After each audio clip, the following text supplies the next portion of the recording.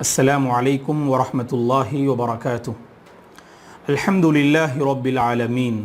والعاقبۃ للمتقین والصلاة والسلام علی رسولہ الامین وعلی آلہ وصحبہ اجمعین ومن تبعہ بإحسان الی یوم الدین، اما بعد۔ محترم ناظرین، صحت اور تندرستی کی قدر کیجیے، اس موضوع کے تحت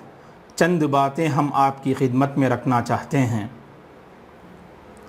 اس بات کو ہر کوئی تسلیم کرتا ہے کہ صحت اللہ کی ایک عظیم نعمت ہے۔ صحت اور تندرستی اگر کسی کو میسر ہو جائے تو یقیناً اس کی زندگی پرسکون ہوتی ہے۔ چین و سکون میں اس وقت خلل واقع ہوتا ہے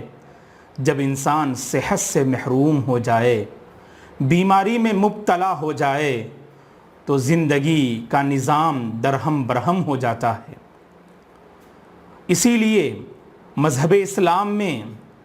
صحت اور تندرستی کی حفاظت پر بہت ساری تعلیمات دی گئی ہیں کہ ہر کوئی اپنے جسم اور اپنی صحت کا خیال رکھے اور ایسی چیزوں سے پرہیز کرے جو انسانی صحت میں خلل پیدا کرنے والی ہوں۔ اسلامی تعلیمات پر غور کر کے دیکھیں کہ اللہ تبارک و تعالیٰ نے زنا سے منع کیا، شراب نوشی سے منع کیا، نشہ آور چیزوں کے استعمال سے منع کیا، تمباکو، بیڑی، سگریٹ اور دیگر انسانی صحت پر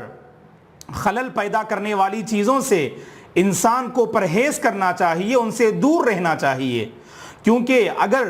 ان چیزوں کا استعمال کرتا ہے بندہ، تمباکو، بیڑی، سگریٹ اور نشہ آور چیزوں کا استعمال کرتا ہے تو انسانی صحت متاثر ہوتی ہے، اور جب انسانی صحت متاثر ہو جائے تو بندہ اللہ کی بندگی صحیح طور پر بجا نہیں لا سکتا ہے۔ اسی لیے مختلف مقامات پر آپ دیکھ لیجئے کہ انسانی جان کا تحفظ اور انسانی صحت کا تحفظ شریعت کی بنیادی تعلیمات میں سے ایک اہم تعلیم ہے کہ انسان اپنی جان کا خیال رکھے، اپنی جان کی پرواہ کرے، اور شریعت میں گناہ کبیرہ قرار دیا اگر کوئی انسان کسی انسان کی جان کے در پہ ہوتا ہے۔ کہا اللہ نے قرآن مجید میں وَمَن يَقْتُلْ مُؤْمِنًا مُتَعَمِّدًا فَجَزَاؤُهُ جَهَنَّمُ خالدن فیہا، اگر کوئی کسی مسلمان کو قتل کرتا ہے جان بوجھ کر تو اس کا بدلہ یہ ہوگا آخرت میں کہ جہنم میں ایک لمبی مدت تک وہ رہے گا۔ اور ایک دوسرے مقام پر فرمایا اگر کوئی انسان کسی دوسرے انسان کی جان کو اگر بچاتا ہے، اگر اس کے تحفظ کا سامان اگر فراہم کرتا ہے تو گویا کہ اس نے پوری انسانیت کو اس نے گویا کہ بچا لیا۔ وَمَنْ أَحْيَاهَا فَكَأَنَّمَا أَحْيَا النَّاسَ جَمِيعًا۔ تو صحت ایک اللہ کی بہت بڑی نعمت ہے دوستو، کہ انسان ایسی چیزوں کو استعمال نہ کرے کہ جس سے اس کی صحت متاثر ہو جائے، وہ بیمار ہو جائے یا اس کی جان ہلاکت کے در پہ ہو جائے۔ کہا اللہ نے قرآن مجید میں وَلَا تُلْقُوا بِأَيْدِيكُمْ إِلَى التَّهْلُكَةِ وَلَا تُلْقُوا بِأَيْدِيكُمْ إِلَى التَّهْلُكَةِ کہ اپنے آپ کو ہلاکت کے حوالے نہ کرو۔ وَلَا تَقْتُلُوا أَنفُسَكُمْ ایک دوسرے مقام پر فرمایا کہ اپنی جانوں کو قتل نہ کیا کرو۔ جان اللہ کے پاس انسان کی بڑی پیاری ہوا کرتی ہے، اور ہر انسان کے پاس اس کی جان بڑی پیاری ہوا کرتی ہے۔ اسی لیے اللہ کے نبی صلی اللہ علیہ وسلم نے فرمایا ان دماءکم واموالکم واعراضکم علیکم حرام، کہ انسان کی جان اور انسان کا مال اور انسان کی عزت دوسرے کے حق میں گویا کہ حرام قرار دیا گیا۔ صحت اللہ کی بہت بڑی نعمت ہے، اس کی حفاظت کرنا ہر مسلمان اور ہر انسان سے مطلوب ہے، اور اسی لیے ہر اس شے سے، ہر اس چیز سے آپ پرہیز کریں گے جو آپ کی صحت پر اثر انداز ہوتی ہوں۔ اور خاص کر 2020 میں ایک وبائی بیماری جس کا سامنا پوری دنیا نے کیا، جو کرونا وائرس کے نام سے ہم جانتے ہیں، اللہ تبارک و تعالی سارے انسانوں کی اس بیماری سے حفاظت فرمائے، اور جو اس بیماری میں مبتلا ہیں، اس کرونا وائرس میں مبتلا ہیں، اللہ تبارک و تعالی انہیں شفاء کاملہ اور عاجلہ جو ہے نصیب فرمائے۔ آپ جانتے ہیں دوستو، جب بے حیائی عام ہونے لگتی ہے، جب اللہ کی نافرمانی لوگ کھلم کھلا کرنے لگتے ہیں، جب بے حیائی اور فحاشی عام ہونے لگتی ہے، تو اللہ کے نبی صلی اللہ علیہ وسلم نے فرمایا کہ اللہ تبارک و تعالی لوگوں کو وباء عام میں مبتلا کر دیتے ہیں، طاعون جیسے امراض میں اللہ تبارک و تعالی لوگوں کو مبتلا کر دیتے ہیں۔ تو ہمیں ایسے نازک گھڑی میں اللہ تبارک و تعالی سے رجوع کرنا چاہیے اور اللہ تبارک و تعالی سے صحت و عافیت کا مطالبہ کرنا چاہیے۔ اس نازک گھڑی میں کرونا وائرس کے اس حالات سے نازک حالات سے ہم گزر رہے ہیں، اس موقع پر ہم میں سے ہر ایک انسان اس بات کو محسوس کر سکتا ہے کہ صحت اللہ کے پاس کتنی بڑی نعمت ہے، کہ صحت اللہ کے پاس کتنی بڑی نعمت ہے، اس چیز کو ہم محسوس کر سکتے ہیں۔ لہذا صحت کے حوالے سے ہم میں سے ہر ایک کو محتاط ہونا چاہیے اور ایسی چیزیں اختیار کرنا چاہیے کہ جو ہماری اپنی صحت کے لیے فائدہ مند ہو، جو ہمارے اپنے جسم کے لیے فائدہ مند ہو، ان تمام چیزوں سے پرہیز کرنا چاہیے اور دوسروں کو بھی آگاہ کرنا چاہیے جو انسانی صحت پر اثر انداز ہوں، جو انسانی صحت کے حق میں مضر اور نقصان دہ ثابت ہوں۔ اور اسی طرح اللہ تبارک و تعالیٰ نے رات بنائی ہے آرام کرنے کے لیے، اللہ تبارک و تعالیٰ نے رات بنائی ہے آرام کرنے کے لیے۔ وَهُوَ الَّذِي جَعَلَ لَكُمُ اللَّيْلَ لِتَسْكُنُوا فِيهِ، اللہ تبارک و تعالیٰ ہی نے رات کو بنایا اور رات کو پیدا کیا تاکہ تم اس میں آرام کر سکو۔ وَجَعَلْنَا نَوْمَكُمْ سُبَاتًا، اللہ نے قرآن مجید میں کہا ہم نے تمہاری نیند کو آرام کا ذریعہ بنا دیا ہے۔ وَجَعَلْنَا اللَّيْلَ لِبَاسًا، رات کو اللہ تبارک و تعالیٰ نے ایک لباس اور پردہ بنا دیا کہ ساری مخلوق رات میں آرام کرتی ہے اور نیند کے ذریعے سے انسانی جسم آرام محسوس کرتا ہے۔ میں نوجوانوں سے گزارش کرتا ہوں کہ رات میں گپ شپ کرتے ہوئے اور بیکار کے کاموں میں مصروف رہتے ہوئے فطرت سے بغاوت نہ کیا کریں، اس لیے کہ اگر آپ کی نیند اگر ٹھیک نہ ہو، اگر آپ کی نیند اگر درست صحیح نہ ہو تو یقیناً انسانی طبیعتیں متاثر ہوتی ہیں۔ دوستو یقیناً جو لوگ رات میں گپ شپ کرتے ہیں، خاص کر نوجوان سڑکوں پر اپنے دوستوں کے ساتھ بیکار وقت ضائع کرتے ہیں، ایسے نوجوانوں سے میں گزارش کرتا ہوں کہ اس غلط کام سے باز آ جائیں، یہ فطرت سے بغاوت ہے۔ آپ رات میں بیدار رہیں اور دن بھر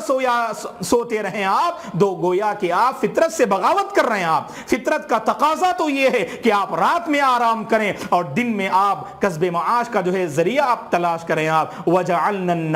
النَّهَارَ مَعَاشًا، کہ دن کو اللہ تبارک و تعالیٰ نے روزی روٹی کمانے کا ذریعہ اللہ تعالیٰ نے دن کو بنایا ہے۔ کیونکہ کتنے ایسے نوجوان ہیں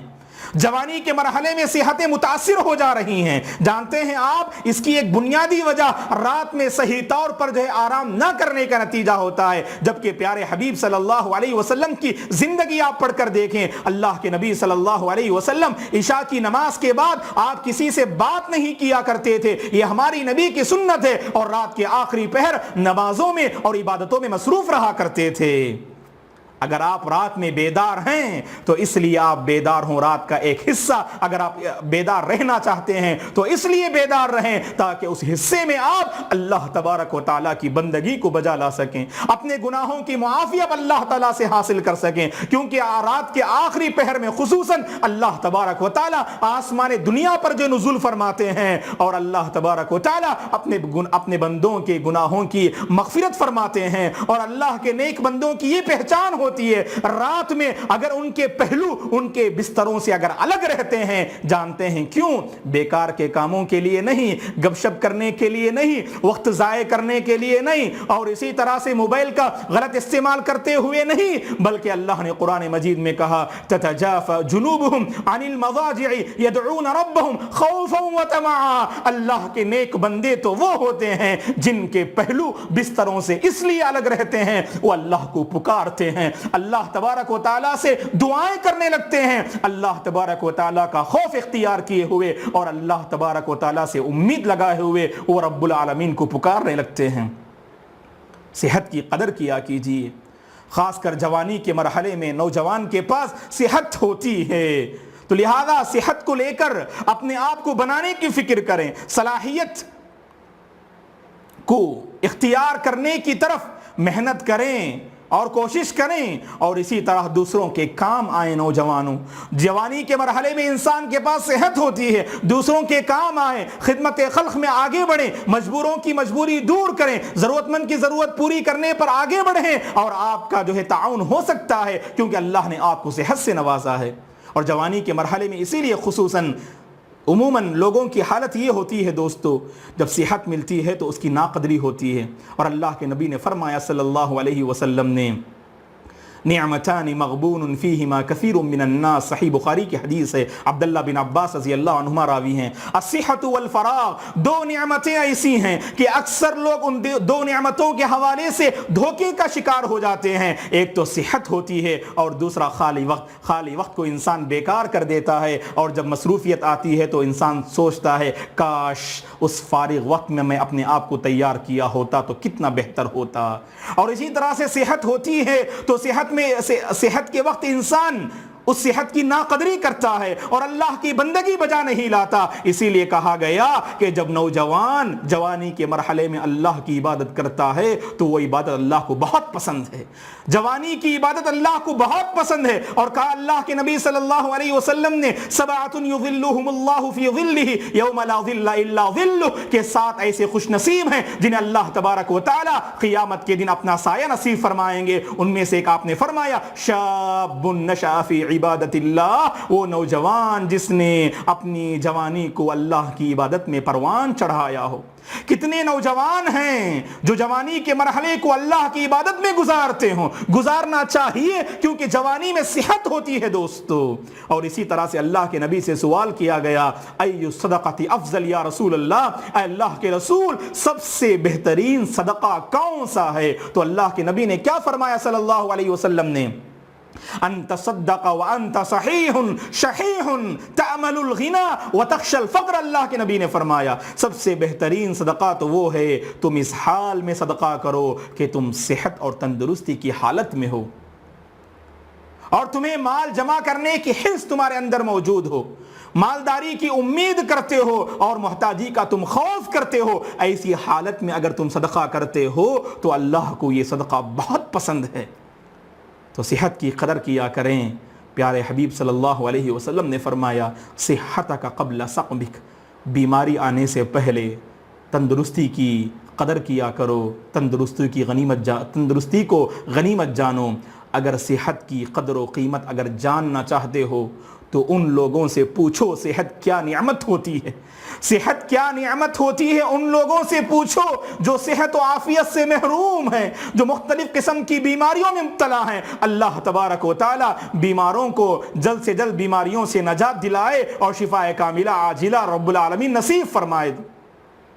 ان لوگوں سے پوچھو جنہیں سجدہ کرنا نہیں آتا, جنہیں صحیح طور پر نماز ادا کرنا نہیں آتا. ان لوگوں سے پوچھو کہ صحت کتنی بڑی نعمت ہے. اللہ نے ہمیں اتنا موقع دیا ہے کہ ہم اپنے سر کو زمین پر رکھ سکتے ہیں اور اللہ کی عبادت بجا لا سکتے ہیں. اس کو غنیمت جانیے دوستو, اور صحت میں اللہ کی بندگی کو بجا لائیے. دعا ہے کہ اللہ تبارک و تعالی ہم میں سے ہر ایک کو صحت و عافیت کی قدر کرنے کی توفیق عطا فرمائے, صحت و عافیت کے مرحلے میں اللہ کی بندگی کو بجا لانے کی توفیق عطا فرمائے, اور اس صحت کے مرحلے میں دوسروں کے کام آنے کی توفیق عطا فرمائے. ان تمام چیزوں سے بچنے کے اللہ ہمیں توفیق عطا فرمائے جو ہماری صحت کو متاثر کرتی ہوں, اور ایسی چیزوں کو اپنانے کی رب العالمین توفیق عطا فرمائے جو ہماری اپنی صحت کے لیے مفید ہوں. آمین. جزاکم اللہ خیرا, والسلام علیکم ورحمۃ اللہ وبرکاتہ.